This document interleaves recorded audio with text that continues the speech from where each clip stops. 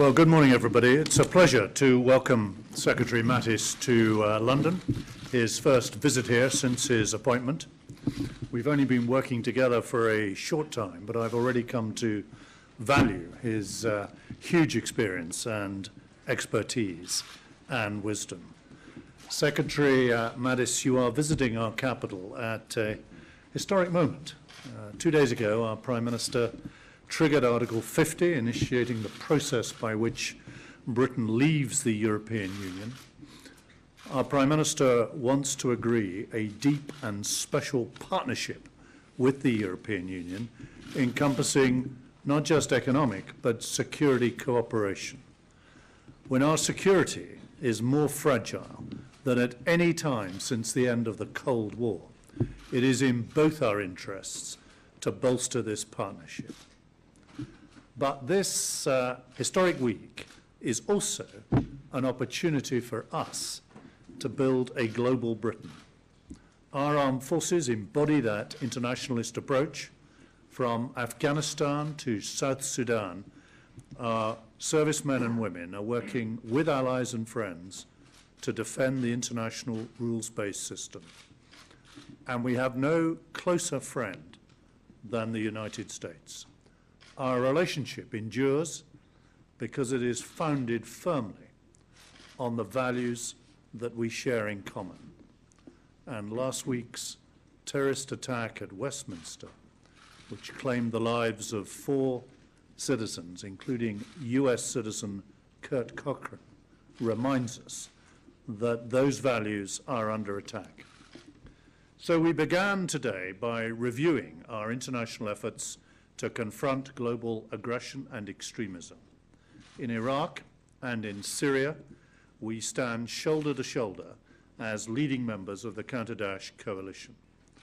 Today, Daesh is failing. In Iraq, it is clinging on to its last stronghold, though 40% of West Mosul has now been liberated, and hundreds of thousands are returning to their homes. Meanwhile, our two nations are providing reassurance to our Eastern European allies in the wake of Russian aggression. We are leading NATO's enhanced forward presence. By next week, Britain will have 800 troops in Estonia and 150 personnel in a reconnaissance squadron serving alongside US forces in Poland. In May, we will send 4 RAF Typhoons to Romania as part of NATO's mission to protect the Black Sea skies.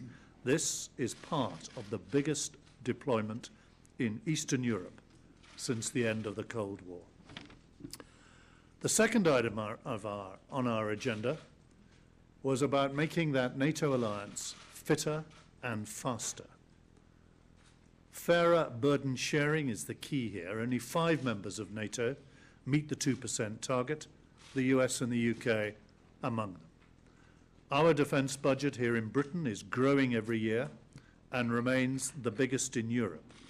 But Secretary Mattis and I have agreed that others must now raise their game, and those failing to meet the 2% commitment so far should at least agree to year-on-year real terms increases. And increased burden sharing is not on its own enough. We've also agreed that NATO must modernize and streamline its military structures to ensure faster decision-making and take a 360-degree view of all the security threats that face us. NATO has the experience and resources to combat international terror. Finally, Secretary Mattis and I agreed steps for an even more dynamic bilateral relationship. Our collaboration is already as deep as it is broad. Our troops serve together around the world. We cooperate on everything from intelligence and innovation to nuclear and conventional capability. Our joint work on the F-35 fighter is a prime example. I was immensely proud when the United Kingdom recently won the F-35 maintenance, repair and overhaul contract and was appointed the hub for all European F-35s. But there is more to come to deepen that relationship even further. Today, I am announcing a $90 million contract for BAE Systems to support the upkeep of these fifth-generation fighters, sustaining hundreds of highly skilled jobs and keeping that great partnership flying high. At the end of this year, we will own 14 F-35 aircraft, and I welcome the continued commitment of the United States to deploying F-35Bs on the first operational deployment of HMS Queen Elizabeth in 2021. Let me say in conclusion that almost exactly 100 years ago, America joined the Allied effort to fight for victory in the Great War. 100 years later, at a time of unprecedented uncertainty, we continue to stand together.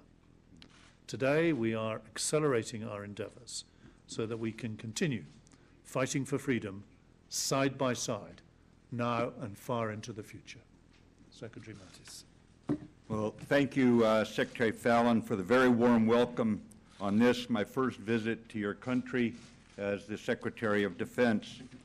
I have been many times to the United Kingdom, building my respect and affection each visit, and the close cooperation between our two military highlights the special relationship between our countries.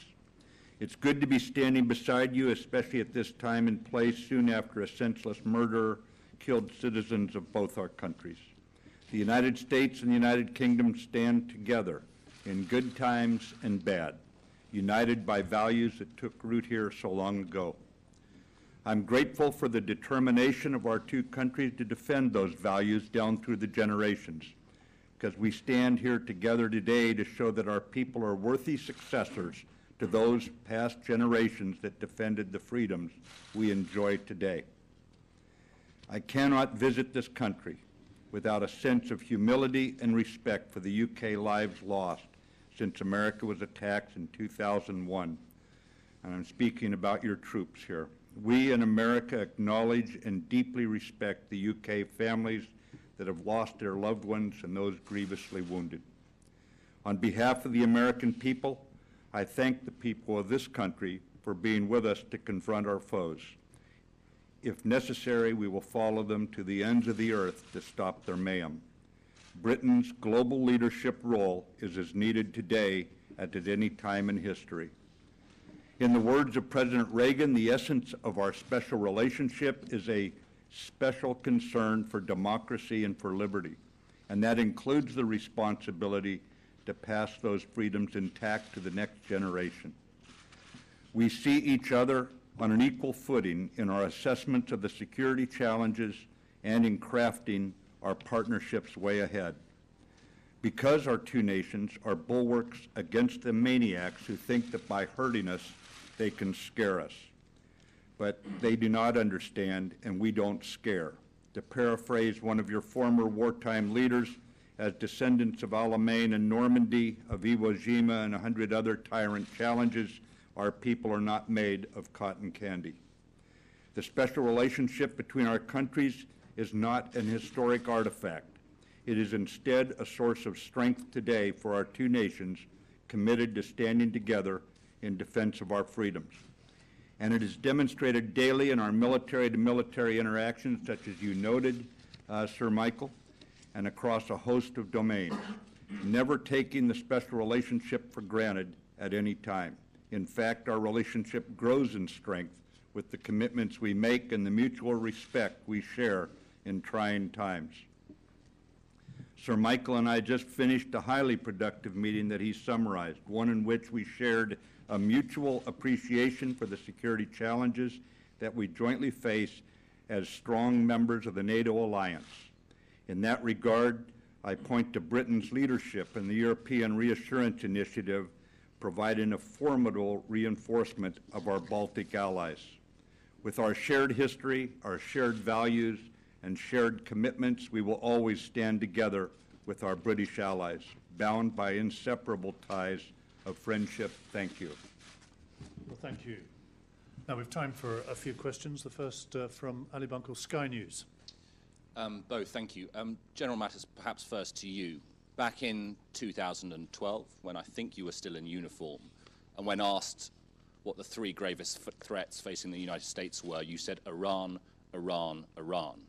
Now that you are out of uniform and in a suit and Defense Secretary, and in light of their recent ballistic missile test, what are you going to do about it?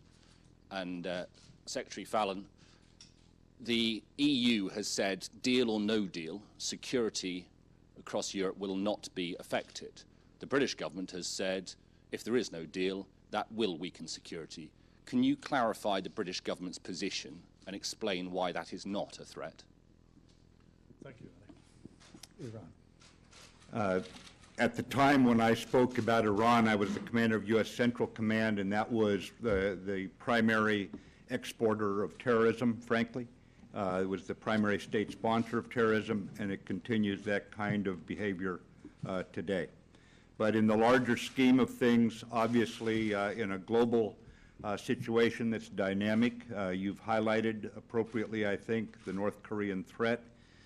This is a threat of both rhetoric and growing capability, and we will be working with the international community to address this. We are doing so right now. We're working through the United Nations. We're working with our allies, and we are working diplomatically, including with those that we might be able to enlist in this effort to get North Korea under control. But right now it appears to be going in a very reckless manner in what its conduct is portraying for the future, and that's got to be stopped.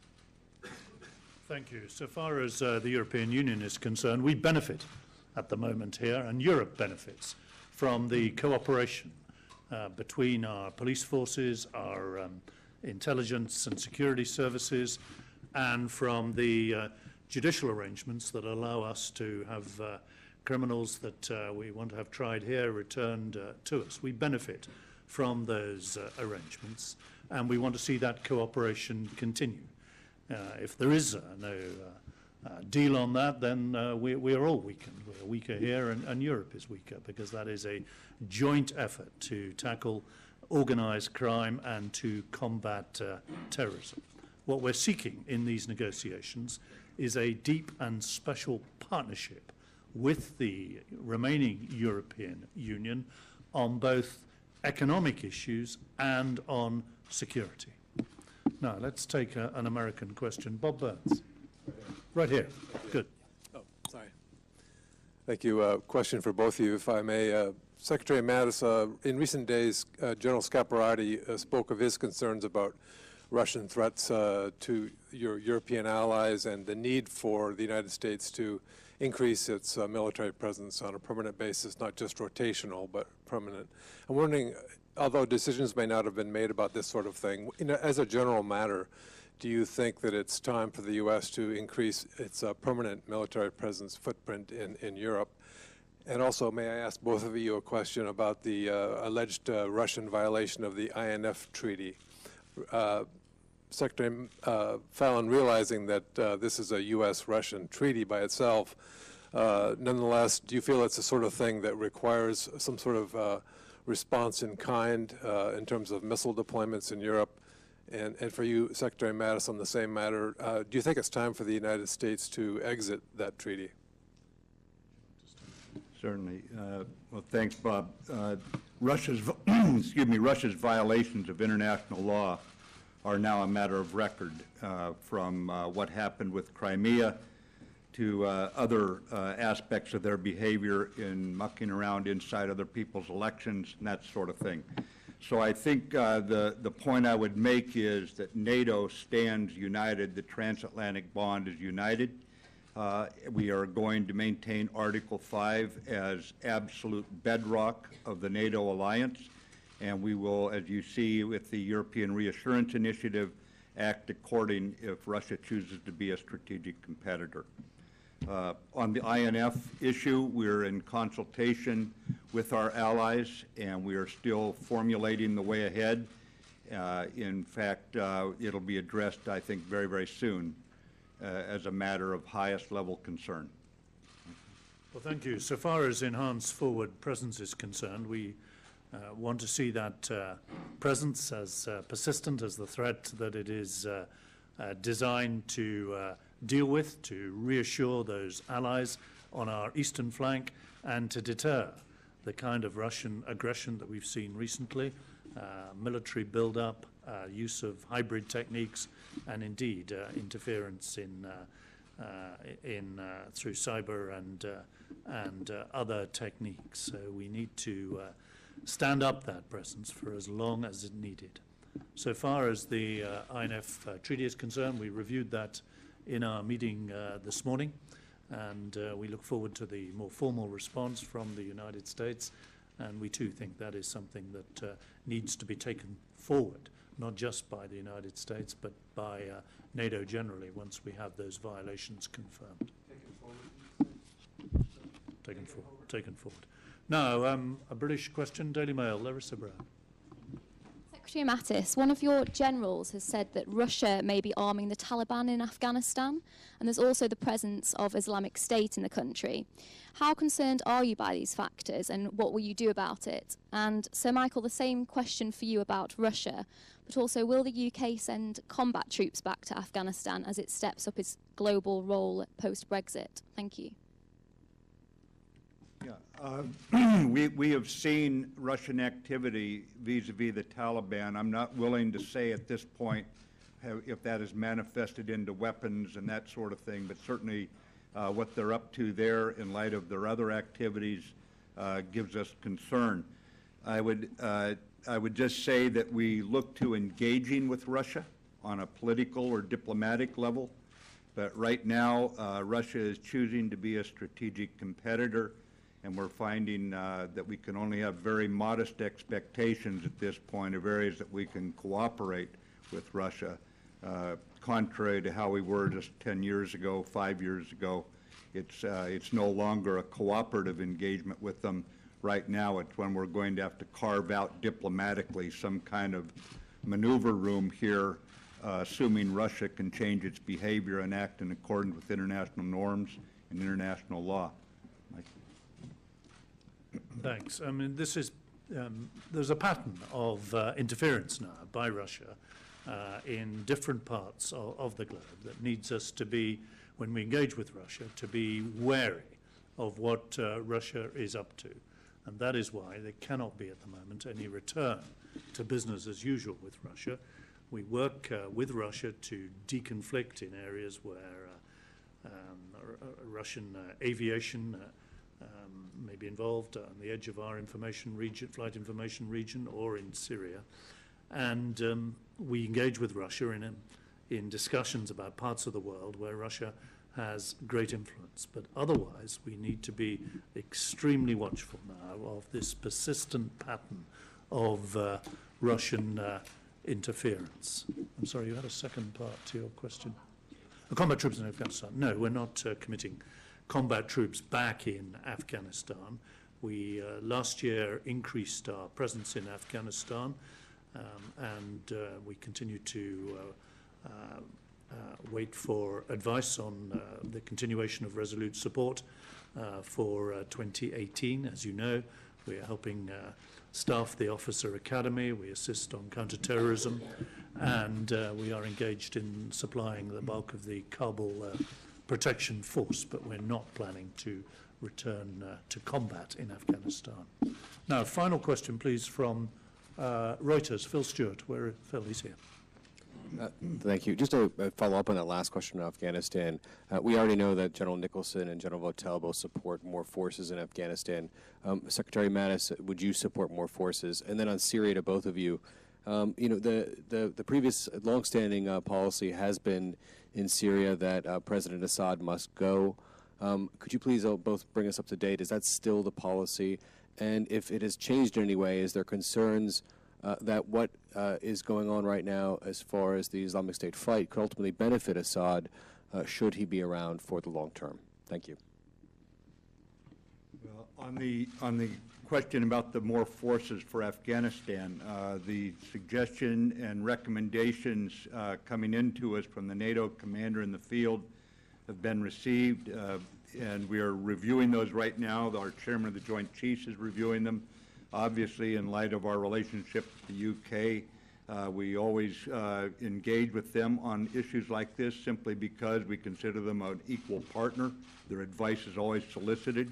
It doesn't come down to the number of troops in the field, so we'll be working with our allies on that issue. We have not made a decision yet. I've not put a recommendation forward to our president at this time. And I would say on the Assad issue, we're working this one day at a time as we throw Daesh onto the back foot. You're all aware that Daesh has every intention of striking externally from the region, and that immediate threat goes to Europe, and we're going to have to keep them on their back foot, and that's where we're concentrating at this point. Sir Michael. Well, thank you. The priority, of course, as Jim Mattis has said, is to eliminate the threat from Daesh to us here in Western Europe, which is why it's so important. The campaign to isolate and then liberate Raqqa continues its momentum.